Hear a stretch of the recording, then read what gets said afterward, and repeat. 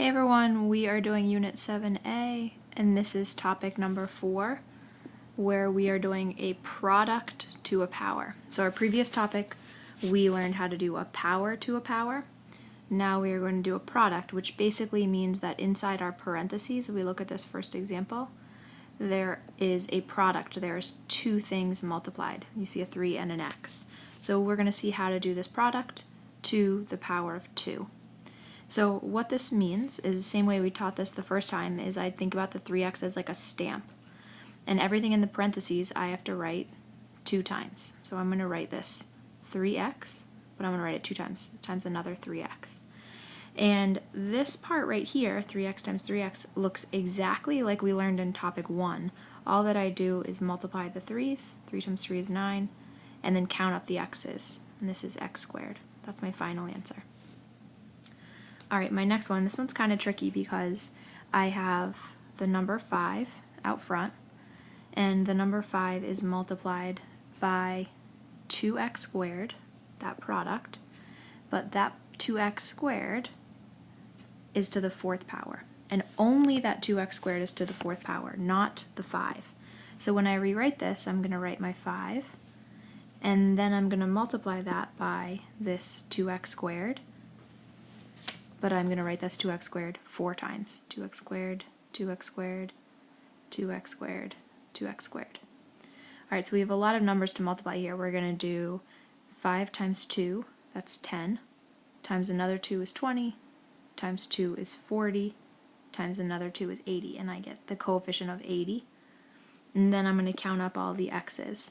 X squared plus another x squared is x to the 4th, plus another 2 is x to the 6th, and another 2 is x to the 8th. So I get 80 x to the 8th. Alright, 2 more examples. We have 2 different power to a power. Alright, so the first one I have c squared in parentheses, and this c squared I'm going to write 3 times. C squared, c squared, c squared. And then I move on to this product, 3c to the 5th, and I'm going to write that 2 times. 3c to the 5th, 3c to the 5th. Alright, so I scan my list here, and I'm going to multiply 3 times 3. That gives me 9. And then I'm going to count up all the c's. So I have 2, 4, 6, and then I'm going to add to that 5 and another 5. So I'm going to add 10 total. So I have 6 plus 10, that's 16. So I have 9 times c to the 16th. Alright, last one, we have to be really careful here because we have some negatives. So this whole big product in here, negative 4 times g h cubed, is taken to the 2nd power. So I'm going to write that 2 times. Negative 4 g h cubed times negative 4 g h cubed. Now I'm going to multiply that by negative 1 g, negative 1g squared. So I'm going to write that 2 times. So I'm going to do negative 1 g times another, because 2 times, negative 1 g.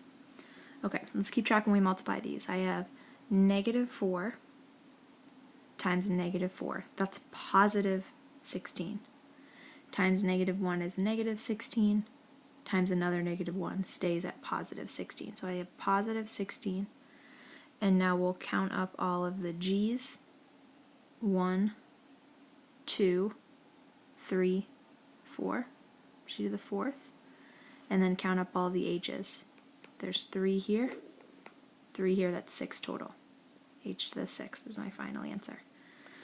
Alright, you guys should practice this on your homework. I believe we're on either homework 4 or 5, I can't remember, but do your homework to test this out. Good luck.